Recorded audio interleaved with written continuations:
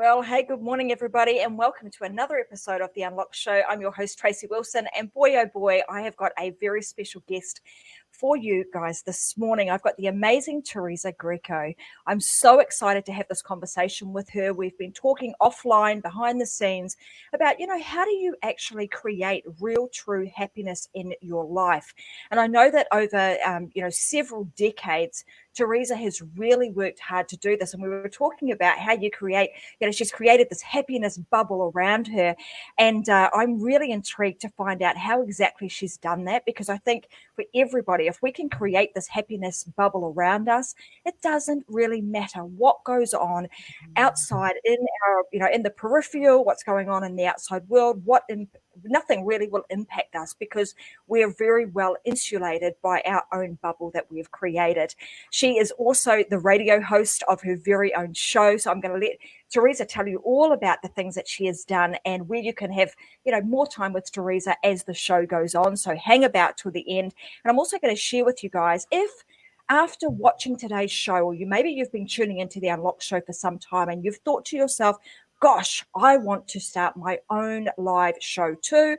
I'm going to share with you how you can do that, how you can actually get the help of both myself and Vicky Helm, who is the host of the Coffee Break Show, how you can get two people to help you. We've had over 400 shows between us, how we can actually help you create your own live show in less than 14 days. But that being said, I want to welcome Teresa to today's show, coming at us all the way from Canada. Welcome to the Unlock Show, Teresa. Great to have you here. Thank you so much for having me. Well, look, let's start with kind of like a bit of your backstory. Tell us a little bit about you and how you've got to, be working with the, so passionate about working with the audience that you work with today. Thank you. Well, I'm involved in a lot of different things. As you said, I'm a happiness coach, and I am the weekly host of a show called the Steps to Happiness Show with Teresa Greco. It's an internet TV show. I am also a two-time best-selling author. I am the editor of 2 Canadian magazines. I write for five international magazines. I am also an educator, educational technologies consultant, and Reiki master. So I'm involved in many different things, wear lots of different hats. And so when we're really, really busy and we have a lot of different things that we're involved in, then there are certain things that I apply to. I don't want to say stay afloat. Right now, I feel a bit like I'm staying afloat, and we can kind of get into what happens when you do start to feel overwhelmed, because that's where I'm at right now. So the principles that we're going to talk about today are ones that I actively use in my life all the time. And so they do generally keep me grounded and very happy with all of the different things that I'm involved in. I would say that all of the things that I do now make me happy. There isn't anything on my list of things that I take part in that doesn't make me happy. So over the years, I've eliminated anything that maybe I was taking part in that didn't give me that much joy. So now everything that I have on my list does make me happy. I absolutely love that. And we're going to delve deep into, what was it that you did, and that whole concept of understanding, what have I got on my list? What are the things that I should have on here that bring me happiness and bring me joy, and what can I actually eliminate? So we might go through the process of that, because I think that's really important. Is often we have things on our plate, right, that maybe don't always bring us the most amount of joy or actually make us happy, and in fact they might do the complete opposite. So I want to make sure that through today's show we give people some really practical steps as to what they can do to make that happen. And I know that you work from a place of principles and setting up some very solid principles around what you do. You're an extremely busy woman involved in multiple different things, running your own show, writing books, coaching people, and continuously, I'm going to say, learning and mastering your crafts, but also adding to your repertoire of skill set on a constant basis. And when we're an entrepreneur or a business owner that really comes at things from, we have this level of gusto that wants to just continue to keep improving, often we can layer more and more and more and more on our plates, and we get to that point of, gosh, I'm just feeling a little bit overwhelmed or a little bit burnt out. So let's sort of start. I want to peel back first. That moment where, what led you to the point where you decided, do you know what, I want to be a happiness coach. I want to bring not only joy and happiness to my life, but joy and happiness to others. Like, what led you to that? So I've been on my happiness journey for 10 years now. And for me, it really started with me approaching 40. And it was that milestone in my life that had me asking some important questions about whether I was happy living the life I was living, whether I was living a life of my full potential and purpose here on earth. Could I imagine living the same life for the next 40 years? And was I really happy in the life that I was living? And the answer to those questions was no, I was not happy and fulfilled with my life. But it was very puzzling to me because my life checked off all the boxes that society, culture, family, religion tell you that you should achieve in order to have a happy life. So very fulfilling career, beautiful, healthy family, our own home, cars in the driveway, vacations a year, lots of beautiful material things. So how is it that I have achieved all of these things and still feel unhappy and unfulfilled with my life? And basically what I realized was that I was living my life according to external expectations for who I was supposed to be. So in me trying to be the perfect mom, perfect wife, perfect daughter-in-law, sister-in-law, friend, employee, teacher, all these different things, that I had lost myself in the living of my life. And that I was not living authentically. I actually didn't even know who that was. Really, when I say I lost myself, I didn't know, because I was so consumed with trying to live up to what everybody else wanted me to do and who they wanted me to be, that I actually didn't know. And so having, as I said, reached this point in my life where I was not happy, not fulfilled, not sure of who I was, that through the asking of these questions, I would then started on my journey of the different practices and principles that I now talk about that help me to lead to the life that I'm living now, where I'm happy and fulfilled, and that it isn't, and happiness too is not, it's not like you get to a place of happiness and then you just stay there. So basically the way, my belief about happiness is that happiness is our essential nature. It's who we really are, but the world takes us away from that. So when we were born into this world, we are love, peace, and happiness. And we can observe that in children. When we look at them, we can see that they embody love, peace, and happiness. However, as they start to make their way through the world, as we did, the world starts to take us away from that love, peace, and happiness, but it's always there inside of us to feel. Although, as I said, the world takes us away. So I see happiness as a two-sided coin. One side is us, if we're not feeling happy, is that there are blocks that are preventing us from feeling the happiness within us. And then the other side is, are we making time to connect and nurture the happiness that's inside of us? So through my journey, I discovered that we're conditioned to believe that happiness is found outside of us, in our possessions, in our positions, our titles, degrees, relationships, and experiences, where we believe that happiness is something that we need to search for outside of us, something that it's a destination. Or I often hear people have it on a goal list where it's like, well, I just want to be happy. But, and then I kind of chuckle to say, well, did you know that you are happy already? But then why aren't you feeling it? It's because it could be that those two sides. And often it's together, that there are blocks that are preventing you from feeling happiness that's always inside of you to feel. Like at any moment, we can tap into that happiness. Or like I said, making time to connect and nurture it. And there's, on that side of the coin, there are many people that don't know what those activities might be, or those ways that they can connect and nurture the happiness inside of them, because they're so busy working 80 hours a week, 100 hours a week, so many responsibilities, being who they need to be for other people, that they leave themselves very little time to connect and nurture the happiness that's always there inside of you. So we can we can feel it now. We don't have to wait 10 years. We don't have to say, well, I'll only be happy when I pay off my mortgage. I'll only be happy when I have like so much money in the bank. I'll only be happy when I find that perfect person. So we don't have to think like that. We can know that happiness is inside of us at any moment to feel. So I think, as you were saying when we introduced the show, that with everything that's going on in the world, and we're involved in so many things, and how can we find happiness amidst the chaos? And the happiness is that it's inside of us. That's where it is. It's not outside seeking it or trying to find it or trying to acquire it. It's none of those things. It's who we are. Our essential nature is happiness. So it is just a matter of figuring out what those principles and practices are for you, right? So I'm going to make some suggestions of ones that I would say are universal. Research has also proven that many of the ones that we're going to talk about today are effective in doing that, but really it's unique to everybody. So it's discovering what that, I call it a happiness toolkit, what that happiness toolkit is for you.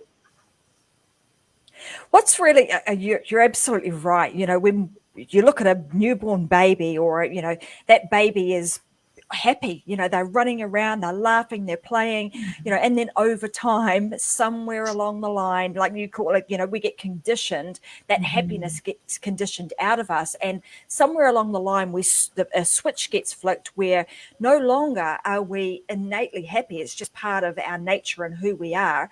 We then start to be conditioned to happiness is found on the outside. Happiness is if you have this, and if you achieve that, and if. So we attach the if as the mechanism to them becoming the pathway to happiness.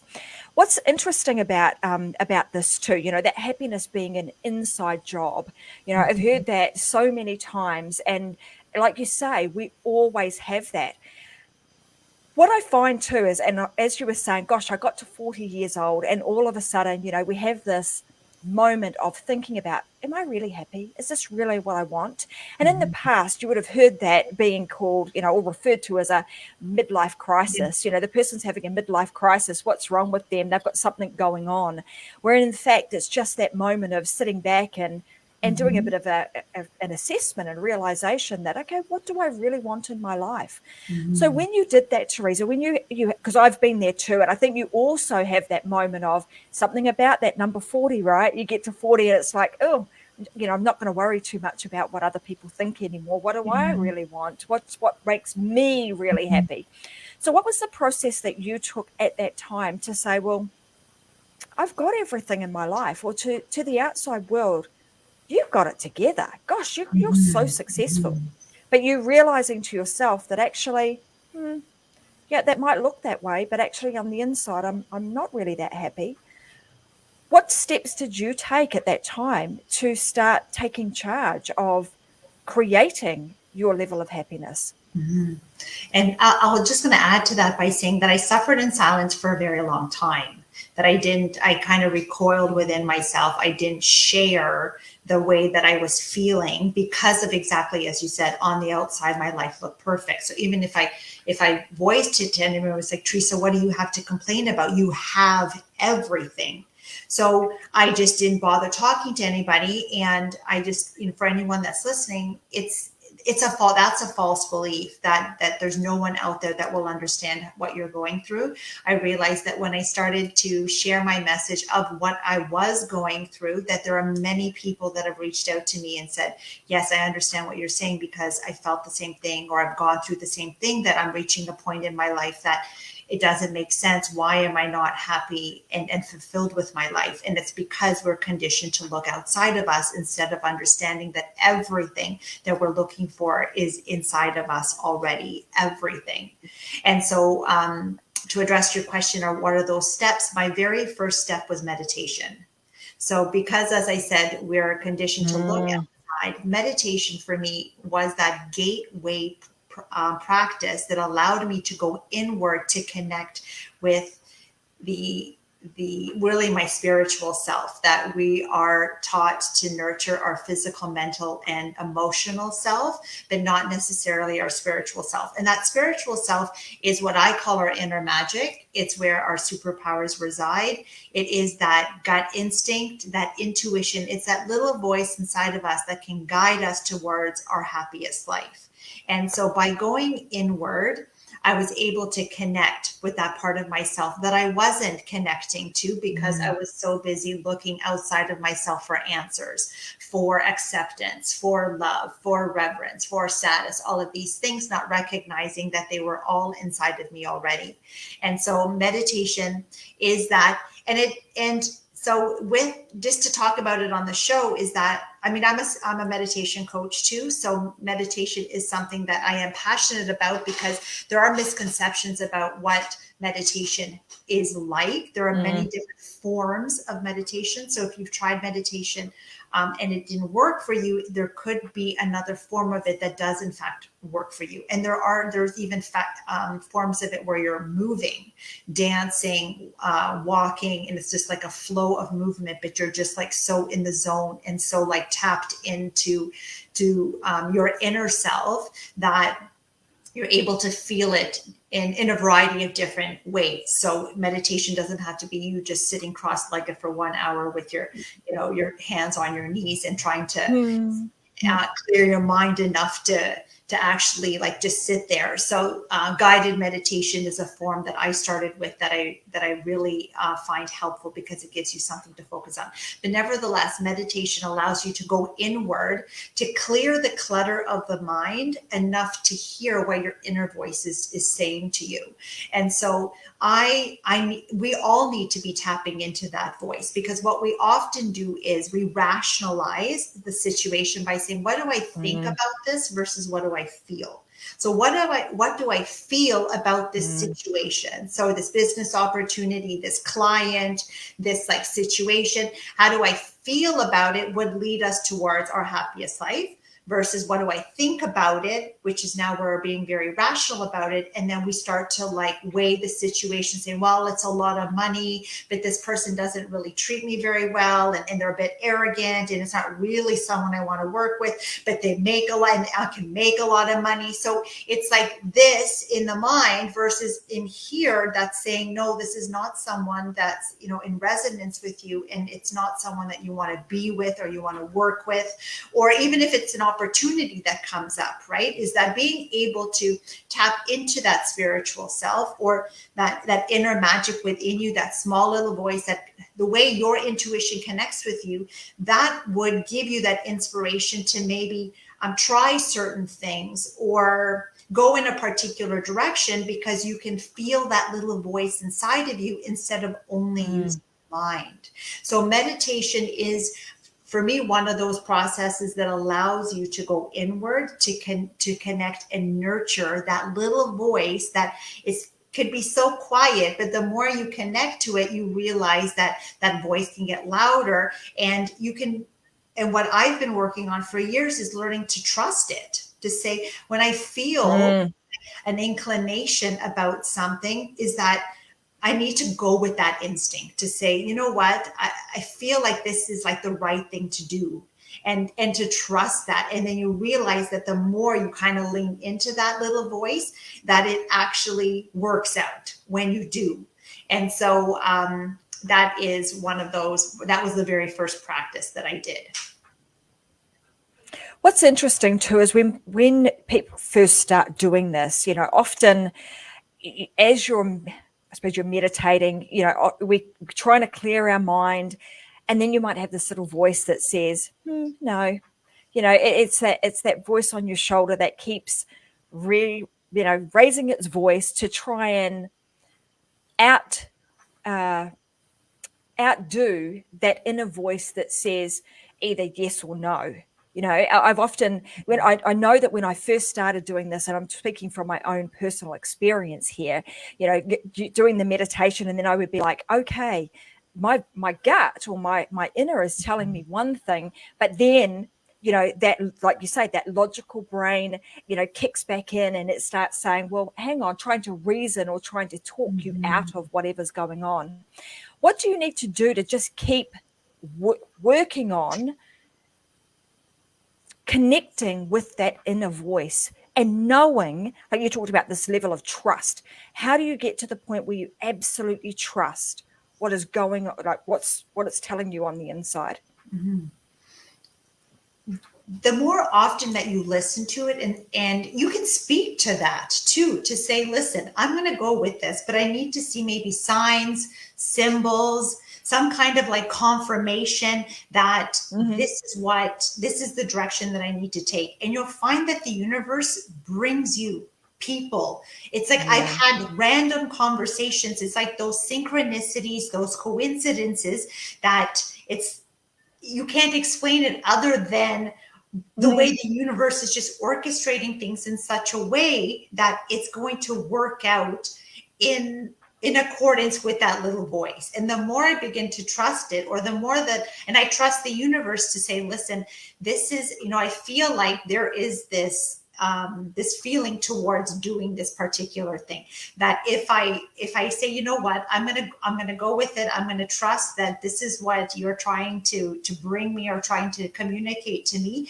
and it just often does. So it's Wayne Dyer was the one that coined the phrase, when you believe it, you'll see it. And it's like you have to have that belief first, that trust first, and then all of a sudden it starts to appear. Versus the other, where it's like, well, when I see it, then I'll believe it. No, it doesn't work like that. It comes with it from within you first, that I'm going to trust in this, and then you start to see the results of it, let's say, or the evidence of it. Absolutely. So I mean, meditation is, and I can, say this for myself too, hitting 40, going down the pathway of being more self-aware, understanding, what is it that I wanted in my life. Meditation also became a big part of that. From a guided meditation standpoint, is it for somebody who's wanting to get started with this, and they understand that, okay, I'm ready, I want to go down the path of, bringing meditation into my life. What are some tools? Have you got any tools or suggestions or recommendations as to where they could go? Maybe they start out with some form of guided meditation. Is there somewhere that you could send them to? So for me, I searched for a meditation center, a meditation circle that I could attend. So, and this was like 10 years ago too. So meditation back then was a bit woo-woo and weird. Now I'm so glad that it's more mainstream, more common. There's so many like centers and coaches and videos, so many resources available that you can, that we have at our fingertips now. And you hear a lot of people talking about meditation, so it doesn't seem so weird. Guided meditations, as I said, I really loved that because it gives your mind something to focus on or to visualize. So by doing that, then you're able to leave your day-to-day thoughts behind, your past behind, the future tripping that you're doing. You're able to leave that behind to be able to be present in that moment and just following along with what that guided meditation is. The other nice thing about it is that they have different types of meditations based on what you might be struggling with. So if you're feeling like, you're not able to let go of certain situations during the day that are really bothering you, or you're not sleeping properly, or you feel like you may want to connect with your higher self or your guardian angel, or, some of these other entities that you might be curious about. So the great thing is that there are often themed ones too, depending on what it is that you need and are struggling with. What's also important to recognize is that you don't come into meditation feeling already like calm and relaxed to say, oh, I can only meditate when, I feel, no, that's not when we meditate. We meditate when we totally need to. So it seems so almost like counterproductive to say, well, how do I get in that space when I'm angry, when I'm frustrated, when I'm feeling anxious about things, when I'm feeling sad and depressed? Like, how do I get into that? That's why we use meditation as a tool, because of what it does, even just physiologically, right? So research has proven that we are able to function from different parts of our brain when we meditate. And there are different parts that are active. So instead of us functioning from the hindbrain, which is where many of us, instead of the frontal one, where we're feeling angry and upset, where we're not thinking clearly, we're often thinking from this part, versus the frontal lobe, which is the logical and reasoning mind. And so meditation allows that kind of clarity to happen too. And then there's like hormones that are released in the process when we're doing it. And so that is the time that we need to come into meditation, when we're feeling not happy. And basically what it means is that happiness is a compass. So it is there to lead us towards our true and authentic self. When we are in alignment with who we really are, we feel happy, we feel love, and we feel at peace. When we don't feel that, I know that I'm not in alignment. So as soon as I start to feel tired and overwhelmed and frustrated, and I don't have patience, I'm like, I'm out of alignment with who I really am. And so then I then take out all of the practices and principles that I know work for me, that help to bring me back in alignment. And again, my happiness tells me when I'm in alignment with myself. Same thing with purpose. People ask that question, what's my purpose? What's my purpose? You know you're on purpose when you're feeling love, peace, and happiness in what you're doing. So, there are some mothers that are at home with their children. They're like, is this my purpose? But do you feel happy when you're spending time with your children? Do you feel happy when you're at home and you're doing things for your family and bringing your kids to hockey and soccer and all these things? It's like, yes, you are. Well, in this moment, then you are on purpose, because your happiness is telling you that, because you're in alignment with who you really are and your purpose.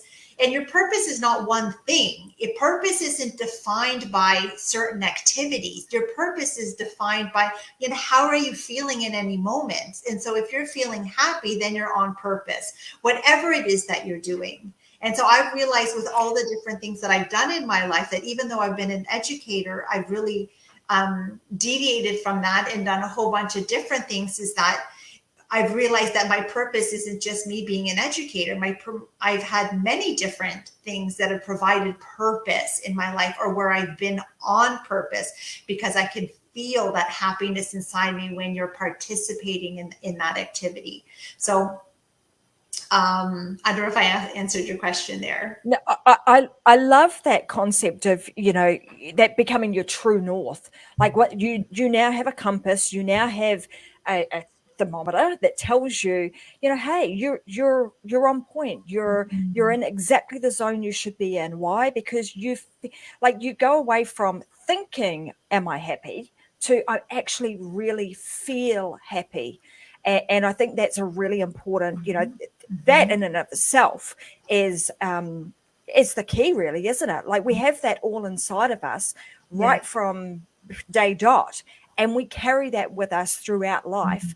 Like you say, as we condition it out of us, somewhere along the line, we then get to the point where, hang on a minute, it wasn't there somewhere. Let's go find it again. I'm interested in this because I know that this conversation, like you were saying, when you started to share this with people and realize at the time thinking, gosh, am I the only one that thinks this? Are people going to think I'm absolutely mad? What's wrong with me? Because I look like I've got it all together, but in fact, inside I wasn't feeling so great. So unfortunately, what we're seeing is that a lot of people don't realize this until later in life. So how amazing would it be, if this information is now becoming readily available? Like you were saying previously, it was a bit woo-woo, 10 years or so back.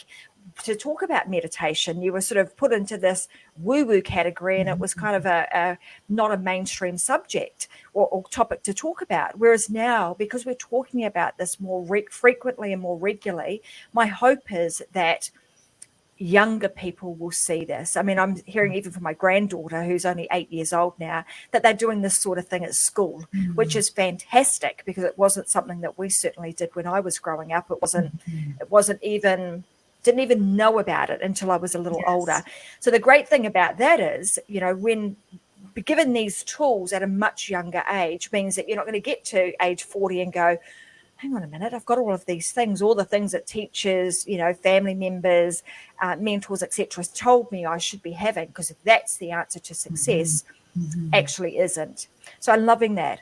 Let's talk a little bit more about these other, these other principles that you have. So, obviously creating this circle around you, this bubble of happiness, comes down to creating these very specific principles. And although we're talking about these in the context of business today, they are very, very relevant across every facet of your life. Like if you can employ these in your life, they are going to help you in every area, whether it be business, family, or life. So let's talk about a couple of the other principles that you've adopted over time, and how you now not only have adopted them yourself, but now you're actually helping other people to adopt them into their lives. Thank you. And so the second one I'd like to talk about is self love. So when I went inward through the process of meditation, I was able to feel that love, peace, and happiness inside of you. It's amazing that when you meditate, how peaceful you feel. And it's because you're connecting with that part of yourself that is the love, peace, and happiness. So as soon as I went inward, I connected with the love inside of me that I had been searching for outside of myself my entire life. That I could have continued to look outside of myself for love in my relationships, in my family, in my friends, in my partner, in my kids, all of these things. Now recognizing that I was love already. And that when you realize that the love is inside of you, then you also realize that you need to be loving yourself first in order to be really to fully love others. And so self-love is that practice, or really that understanding that we can love ourselves, or to get to the point where we're loving ourselves unconditionally. And I initially was not loving myself. And I recognized that right away when I thought about the negative self-talk that went through my mind all the time about myself, that I was never skinny enough, never pretty enough, never smart enough, never athletic enough. I wasn't enough of a lot of different things. And these were all beliefs that had become ingrained within me from society, culture, family, friends, colleagues during school, where they dump these type of comments and they become beliefs, or their thoughts initially, but then they become beliefs that are ingrained inside of you. And then they became things that I said to myself on repeat all the time, that I was my worst enemy instead of my greatest cheerleader. And that all of those beliefs then defined who I was and what I was capable of in my life. And so in relation to work in business, is that, are we loving ourselves the way that we need to, or are we self-sabotaging ourselves by not believing that what we're truly capable of, that I was living underneath a glass ceiling that I wasn't even aware of till now. With all the work that I'm doing, I understand that I'm limitless, and that I now at this point want to live the full potential of who I really am. But this glass ceiling was like, it was there, and it was limiting who I was and who I would ever be in this world, based on what society had told me to say. Well, you're a woman, so you can only have this level of success, or you're just a teacher, so that's this is pretty much as much money as you're going to be capable of making. And so there's lots of little ceilings that we're living under that we're not even aware of. And it's only when we start to, again, go inward and understand that we are, by connecting to our spiritual self, that we are powerful creators, able to create the life of our dreams, and that we are limitless and invincible. That when we know that about ourselves, and that glass ceiling is like, when did I ever believe that I was limited? It was like, oh my goodness, I'm capable of anything, that I'm really capable of being able to be, do, and have anything that I want. And so I then started to work on loving myself. And one of the practices that I did to help me with that was mirror work. And mirror work was coined by Louise Hay, which is basically me looking in the mirror straight in the eyes and saying, I love you. I love everything about you. And I could not say that without me crying. I love everything about you. And even as I say that to you today, can I truly say that I love everything? Everything about me unconditionally. I'm working at being able to to completely believe that. The conditioning is so deep. The false beliefs are so deep in our unconscious and subconscious mind that we're not even really aware of that, because often we live on autopilot, in the subconscious mind, where it's 96 to 99% of the time we're living out of that part of the brain, the habitual brain, where we're just unconscious about stuff, and we're just doing things in the same order, in the same way. And there's a very slim margin, right, between 96 and 99. It could be like 5% or even 1% that we can become conscious of what we've been telling ourselves, of the beliefs that have been false beliefs that I've been carrying around about the world, about myself, that were ingrained inside of me, so that I could change that. And it was only when I started to love myself was I able to become aware of the limiting beliefs, the way that I was self-sabotaging myself, and the way that I was my worst critic instead of my greatest cheerleader, the way that I was limiting myself, my capabilities, who I'd ever be in the world, what I would ever achieve. So self-love is that important practice. And like you say, it's a constant work in progress, right? So like one day I look in the mirror and I can say the words, I love me and I love everything, or I love you and I love everything about you. And all of a sudden, all of those self-doubts, those, many, many, many years of conditioning just disappear. It's a constant working on oneself and continuing to love and cherish yourself. So I love that. It's interesting, that whole concept of mirror work. And I can't say I've done that, but one of the things I have done, which was quite interesting, and you talked about, the number of negative thoughts that we have on a daily basis. And I think that statistically, it's something like 60,000 thoughts that we have a day, and 90% of those are like negative thoughts. I was asked by someone, I was doing a program once, and it was around all of this meditation and just really getting in alignment with, with who you authentically are. And one of the tasks they got you to do was to sit quietly, no music, no noise, no phone, no nothing, for 4 hours, just you and your thoughts. And it was amazing. Like, it's actually really, really hard to do, particularly in the time that we're in, where we're so used to having, information and things coming at us from all angles and every day. Very difficult to actually sit. And I would encourage people to actually try this. Sit for 4 hours with nothing, no reading, no, absolutely nothing, just taking stock of what's actually running through your mind. And what you'll find is that you'll be surprised about, what you are actually seeing or hearing in your inner, that will help you to really, understand what's going on in there and help you to move forward. The other thing is, someone here's mentioning it. Thank you very much, Fu Chan, who's just popped up on here. The She Myth book, which is a book that Vicky Helm and I wrote a little bit earlier in the year and released it. In fact, it's just over here somewhere. But we talk about all of these things that you mentioned. These myths that we build up over many, many, many years that create those glass ceilings. So it's a joy to hear you talking about, when you go inner and you realize that, happiness is inside, and it's about us, loving ourselves first, that a lot of those things can melt away. You remove that glass ceiling and you realize that you're an infinite being, and you're able and capable of doing anything you possibly want.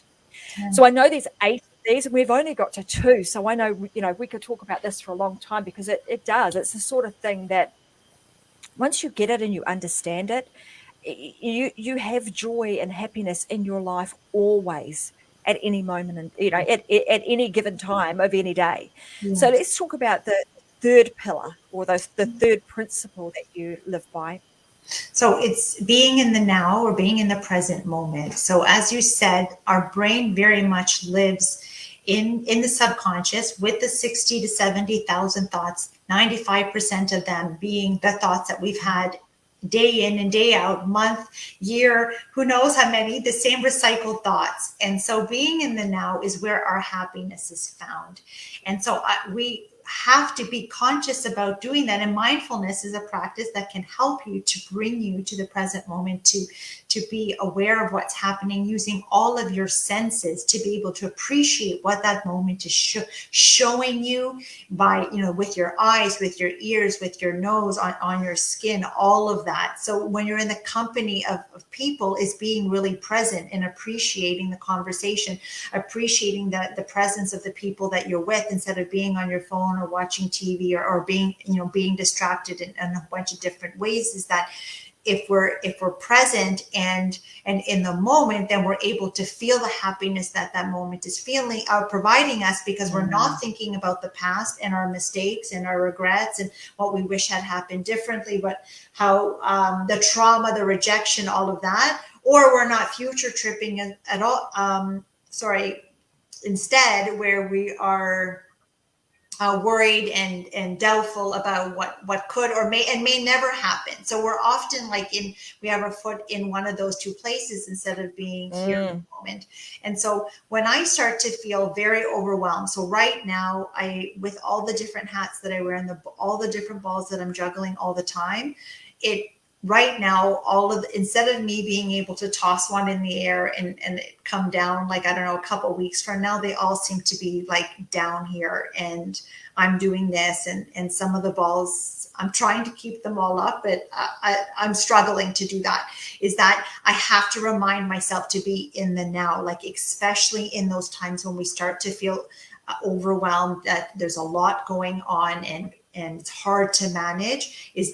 I'm so I feel consumed with all the deadlines that I have to meet, and everything seems to be all happening, feels like it's all happening now and in the very near future. Is that all of the things I'm involved with and they don't bring me happiness, but they allow me to feel the happiness that's inside me.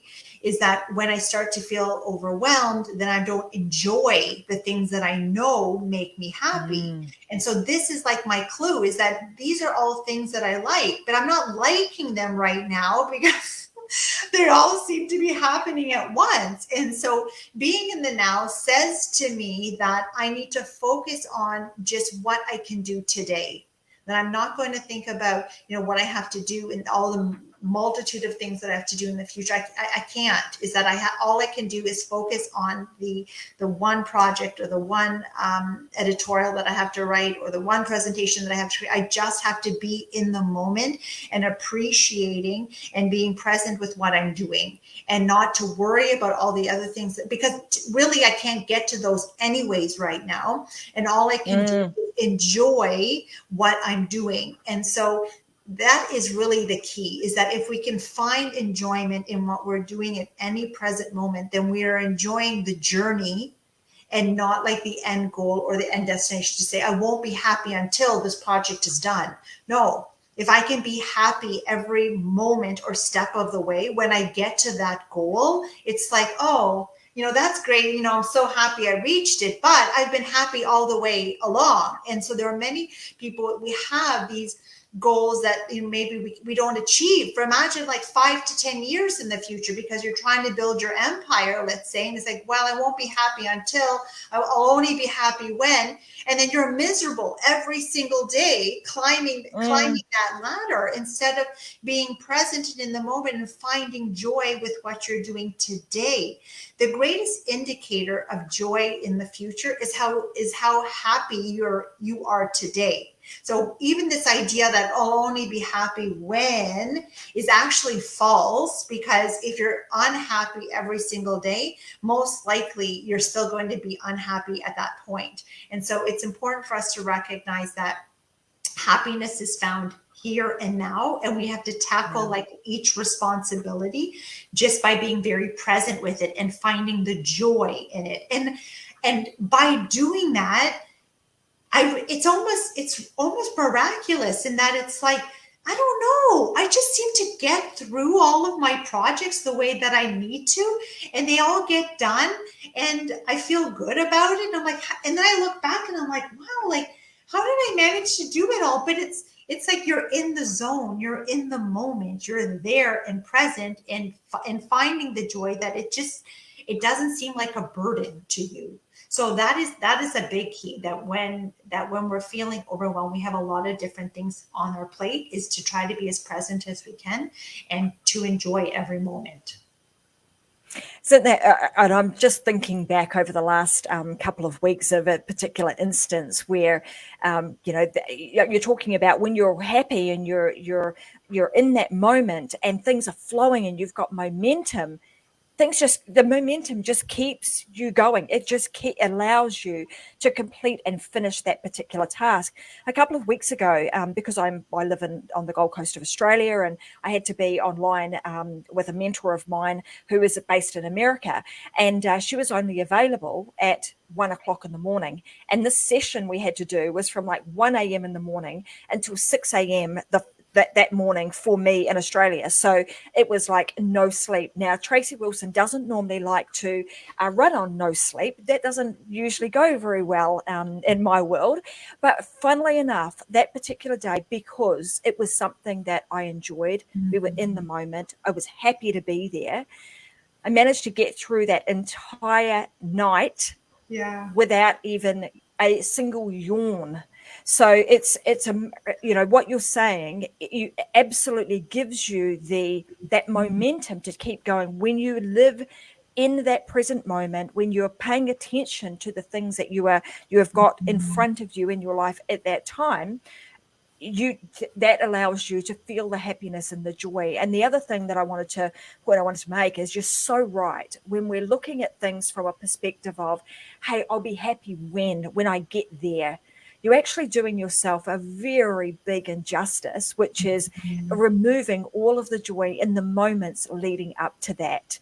And you're correct when you say you're kind of going to get there. It's only a day by day by day. And one day, the calendar rolls around and it's supposed to be the day that you're happy. If you haven't been happy leading up to that, it's pretty unlikely that you're going to be happy when that calendar, turns over. So you might as well be happy in the moment and in the process, and absolutely enjoy the entire journey to getting to where you're going, because then happiness is always with you.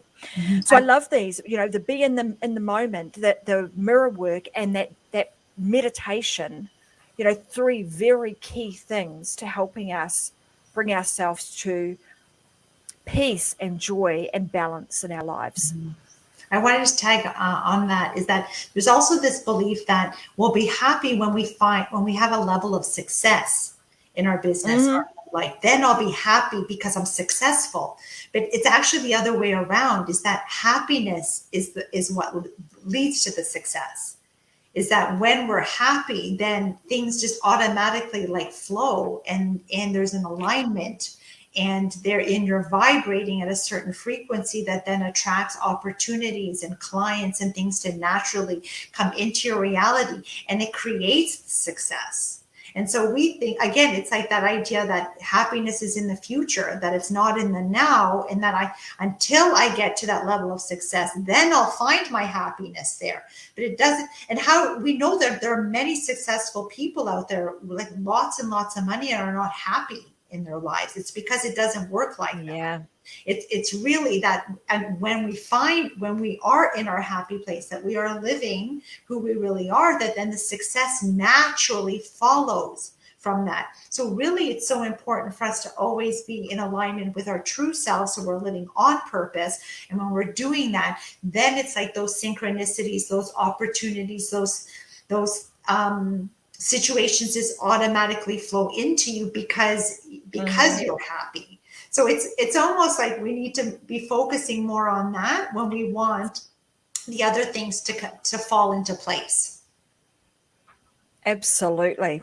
So these other principles that you talk about, like these other things that you have implemented into your life that have made a really big difference. Can you share another one of those with us? Because I've loved those ones that you've shared already. I'm sure there's some real gold nuggets in some of the others that you're going to share today. Thank you. And so another one is, happiness is giving of ourselves.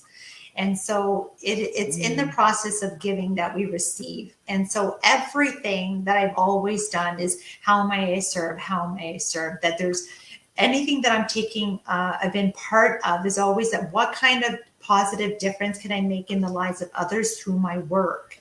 And so it's there that we find happiness, that when we are giving of ourselves in whatever we're doing, then we're able to feel that happiness, because that's where it is. And so the more that we can find an opportunity to give to others, then we will receive in turn. So that is law, that it's only when we give do we receive. And so there are a lot of people like, well, why should I? And they kind of sit back and waiting for other people, and then they'll step up. It's like, it doesn't work like that. You have to step up first, and then the universe then gives you what it is that you need. And then we do need to be receptive to the receiving as well. And so there are opportunities that come up because we're not loving ourselves. We think we're not worthy of them. And so we reject them, not understanding that this is the time that we need to receive because we've been giving. And so there's lots of research around that when we give, that there are a whole host of like positive and hormones that are released in the body, which is why you'll feel something that's known as like helper's high, that when you're volunteering or doing good work for other people, that it makes you feel so good. And it makes sense, because there's actually a physiological response that happens. Also, when we give in, our research has proven that when we give, it actually increases the longevity of our lives as well.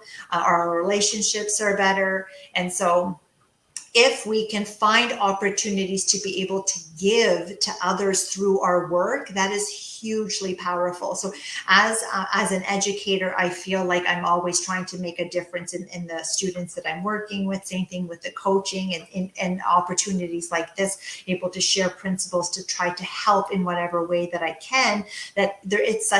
It just gives you so much happiness in return for when we give. And so any opportunity that we can do that is really what we should be, instead of thinking, what can I gain from this? What can I gain? It doesn't work like that. It's actually, what can I give? What can I give? And then the universe automatically returns that to you, and it gives it to you in tenfold. So if we were talking about with money, let's say if I give $10, the universe is actually going to give you $100 in some other way. But it doesn't work like that. It gives it to you in the way that you actually need help in whatever. And so it may not be like, let's say, in kind, but it actually works like that, that it's only when we give do we receive. And, it's interesting that, because often people will want to give and expect that the person they gave to will be the person that will give back. And like you say, it doesn't work that way. It will come to you in all sorts of ways, and it will come to you in the ways that you need it the most. And it's just a matter of us being open and aware of that, oh, there it is. That's what's, that's what's arrived for me today. And it could be something as simple as, hey, I get to have a great conversation with somebody on my show today, and they're sharing some things. And maybe there are some things today that, Tracy Wilson needs to hear. So it could be it could come to you in all sorts of different ways. It's the law of reciprocity, right? It's a give first, you will then receive, but not always from the person that you gave to. So, we want to lead with that. So because we're, we could talk about this all day, Teresa, and we're nearly at the top of the hour. So I want to make sure that I give you an opportunity I know you've got more of these. Maybe we could share one or two of the ones that you think, like, if someone was going to do this, these are the big ones that I think would make the most amount of difference to somebody from somebody in their life in this moment, given everything that's going on in the world. And, a lot of people are just trying to find that moment, that space of happiness in their life. Thank you. And so that would be having an attitude of gratitude, especially in times like this.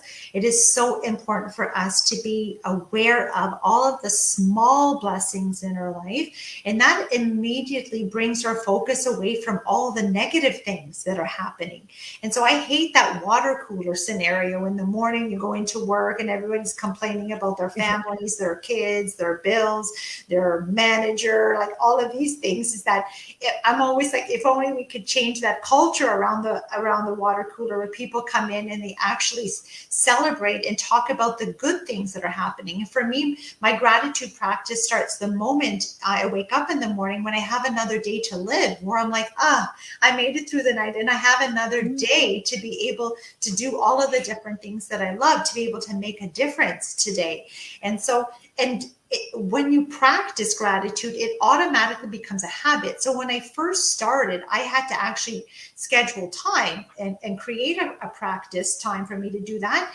And often for me, it was when I was in bed. So lying in bed, and now I'm like, kind of, it's that time where you go through like all the things that happen to you during the day. But again, we tend to focus on maybe the things that didn't go well, instead of taking that time to say, okay, I'm going to go through all the different things that I'm thankful for, that actually went well in my day, or that are going well in my life. So my health, the fact that I have a home, my children, that, you know, the clothes that I have, the car that I have, like the computer that I have, it's the food that I have. Like for me, it's all day long that I'm like, thank you for the coffee I have to drink. Thank you for the dishwasher that's washing my dinner dishes right now. Thank you for the washing machine that's doing my clothes. Thank you for the vacuum that's cleaning my floor. Thank you. Like, it's honestly, it's all, thank you for the parking spot near the front door. Oh, thank you for this helpful salesperson that just helped me find what I need. Thank you for the food that I have to cook. Thank you for a friend. Like, it's on. Like, thank you for this conversation. Like, thank you for this radio program that I'm on right now. It's like all day long, I'm just so thankful and so appreciative of what my life is giving me, what my life is showing me. But it takes practice, because we're conditioned to think negatively. And so a lot of people are those naysayers, that negative Nelly, that it's like in this gossiping culture where everybody's just there picking on all the negative things. You can actually change that, where you don't even notice those things anymore. Then I'm just so floored about how beautiful, like and when I go out in nature, even just like looking outside, how beautiful it is, and the kindness that people are showing. And it's really like changing your mindset, really, but it's like changing the way that you see your life. And that, and even when a negative thing happens, what happens is that those opportunities are happening for us, not to us. And I'm grateful for those opportunities, because those, even when the things don't work out, all they're doing is demonstrating to me to say, well, I didn't really like that so much anyway. This is what I actually like. So any of the negative things that happened actually just highlight the positive things every time. So when things go bad and you don't like it, it's like, oh, okay, that didn't work out. Oh, okay, I didn't really like that. This is what I actually like. And so same thing with the happiness compass, right? Is that your compass is always guiding you towards the life that you're meant to live. And so when you feel good about it, you know that, again, you're on purpose. But when you're not feeling good, then you know you're out of alignment. And so gratitude immediately raises your energy, raises your vibration. And so I practice it at night, but practicing it in the morning is actually a lot better, because it actually releases 1,400 biochemicals in the body. And so there's a whole flood of positive hormones, so like oxytocin and serotonin and dopamine, that are all released, that actually stay in the body for 6 hours. So if you practice it in the morning, which I did, there was a program I was on for 30 days and I practiced it every morning. It was like 5 minutes. It was super quick, but it just allowed me to like dive deeper into the things that I was already appreciative of. So my kids, for example, I spent 5 minutes then.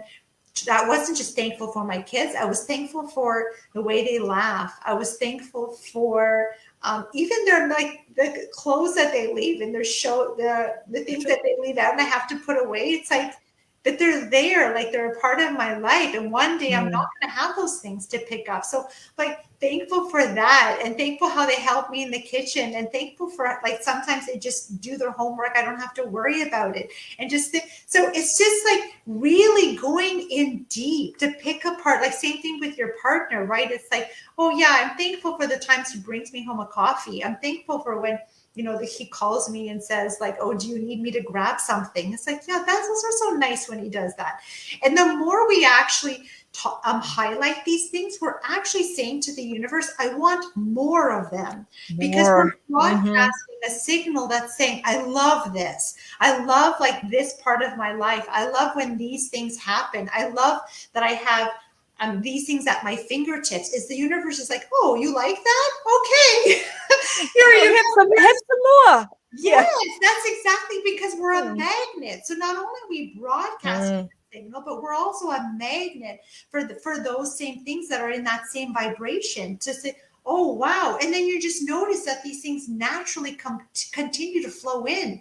And so when at the beginning of this, we talked about me being in a happiness bubble, it's like, yes, because it just continues to flow in, and I don't even see the negative things anymore, because I'm so consumed with all the beautiful things that are actually going well in my life and inviting more of those. So gratitude is right away.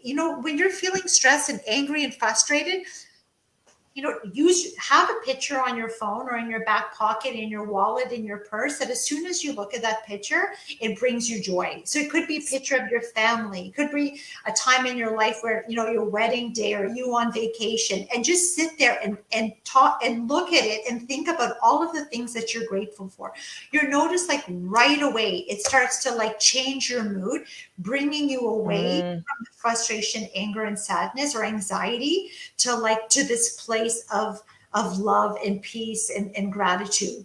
And it's amazing. And there's an energetic shift in the body that happens when we practice gratitude. And what I want to say is that the more you do it, it becomes a habit, and you don't have to set a time away to do it. Like now it's just all day long for me. I don't have to make an effort to do it. Yeah, I love that. And my good friend Carla, she's got a app actually called the Gratitude app. So you could go to just as you're talking about that, if somebody's wanting, a little bit of help to get started, you could go to the App Store and download her app and just get yourself going with practicing those principles of gratitude in every moment. And I love the fact that it's not just, it's everywhere. It's being able to see, look out the window and be grateful for what you're seeing today, for what you have in front of you, for the clothes that you wear, is every little thing that you have in your life. And it's not necessarily saying that out loud, right, Teresa? It's not you're walking around saying, oh, hey, thank you for this and thank you for that. I mean, a lot of this dialogue is going on in our mind, and we're talking about that, to ourselves, and being thankful and grateful for the things that we have.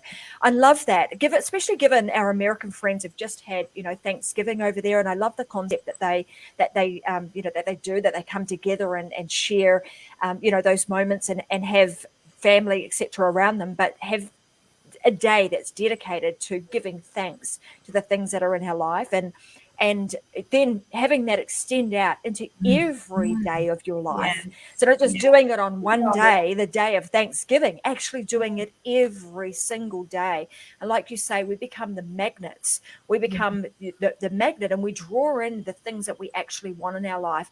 So I think this particular episode is one of those where it's a moment for everybody just to stop and think about, am I really happy in my life right now? And what if I'm not? What can I do? What are the things that really bring me the most amount of joy, enjoyment, and happiness? And then looking at the things that maybe don't bring you those levels of joy, and thinking about how can I remove them from your schedule, remove them out of your day. Maybe you need to delegate some things out to some other people, that maybe there are things that you still need to have happen in your business, but maybe you're not the best person to do that because they don't bring you that level of joy and happiness.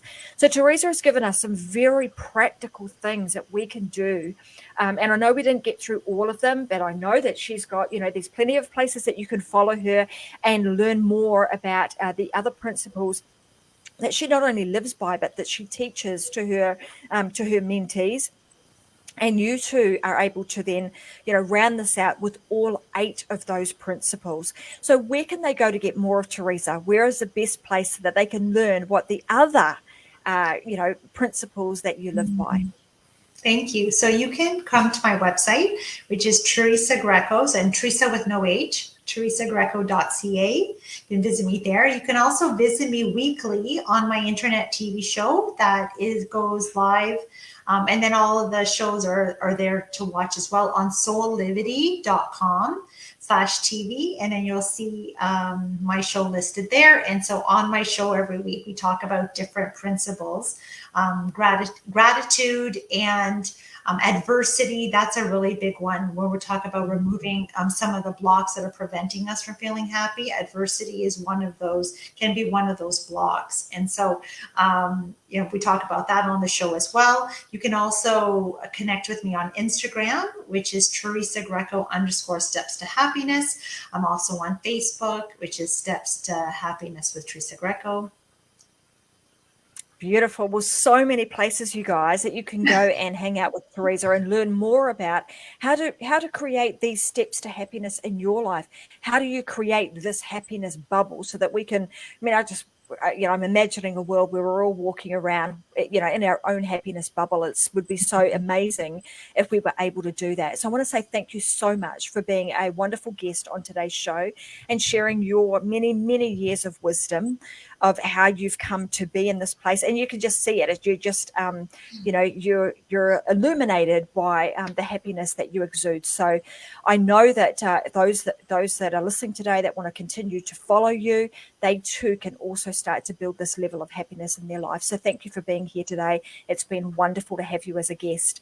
And for those of you who are who have been listening for some time, I mentioned right at the beginning of today's show that if you wanted to create your own show just like this, I was going to let you know where you can go to get access to our 14-day program. It's actually going to help you to come up with your own live show. And if you're not using video in your business, then, I don't know where you've been, because you want to make sure that you're using that to really help you grow your business in 2020. So let me tell you where you can go. You can head on over to Freedom Seekers Way, FreedomSeekersWay, so freedomseekersway.com/LSLA. So that is Live Show Launch Accelerator, LSLA. You can get yourself, you can get inside of our Facebook group and you can get the 14-day live show accelerator absolutely free that Vicky Helm and I will be taking you through. So anyway, again, thanks very much, guys, for joining us today. Thank you to our wonderful guest, Teresa Greco. And I'll see you guys again for another episode next Wednesday, 10 a.m. Brisbane time. Thanks so much for joining us and have a fantastic rest of the week. And as you guys know, go live your life unlocked. Find that happiness within so that you can always live your life in a state of happiness. Bye for now, everybody.